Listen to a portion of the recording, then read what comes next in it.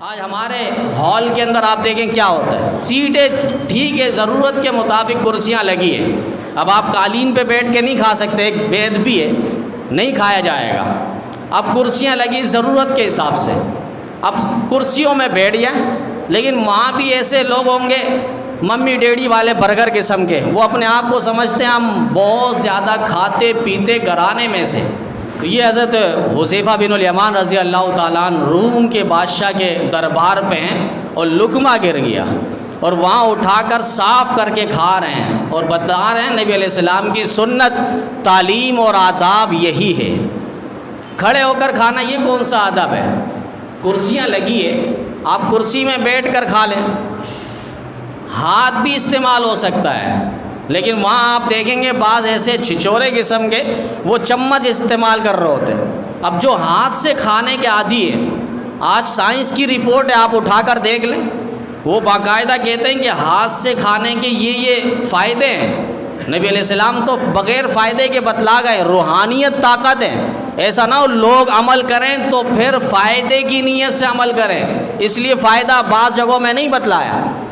اب سائنس کی تحقیق ہے، ہم انگلیوں کو چاٹیں گے، یہ انگلی چاٹیں گے، پھر یہ، اس سے جو شریانے ہیں، رگ ہیں گردن کے، گلے کے، یہ باقاعدہ اس کو توانائی اور طاقت ملتی ہے، ان کو غذا، روحانیت اور جسمانیت ملتی ہے۔ اب وہ چمچ سے کھا رہے ہیں، سارے برکات سے اور ساری روحانی فائدے سے وہ لوگ محروم ہو چکے ہیں۔ تو وہاں ضرورت ہے، کرسیاں بچ گئی۔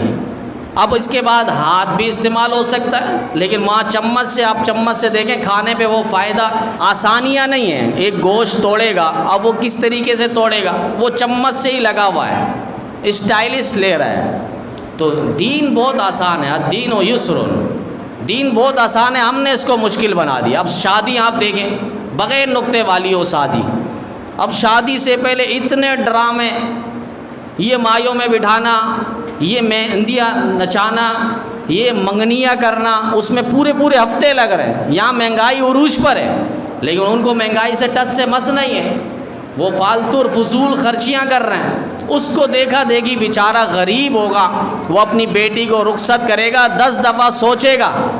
یہی تو کتابوں میں لکھا ہے کہ اگر آپ قورمہ کھا رہے ہیں تو ہڈیاں غریب کے دروازے کے باہر نہ رکھیں۔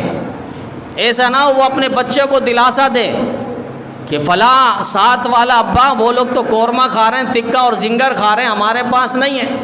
تو وہ اپنے بچوں کو کس انداز میں تسلی دے گا؟ پھر یہ شادیاں جو ہو رہی ہے جن میں 10 لاکھ روپے خرچے ہو رہے ہیں، پھر غریب اپنی بیٹی کو رخصت کرتے ہوئے یہی تو سوچے گا۔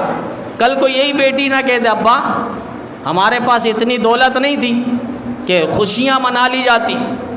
اب اسی لیے تو وہ باپ پہلے ہی خودکشی کر چکا ہوتا ہے۔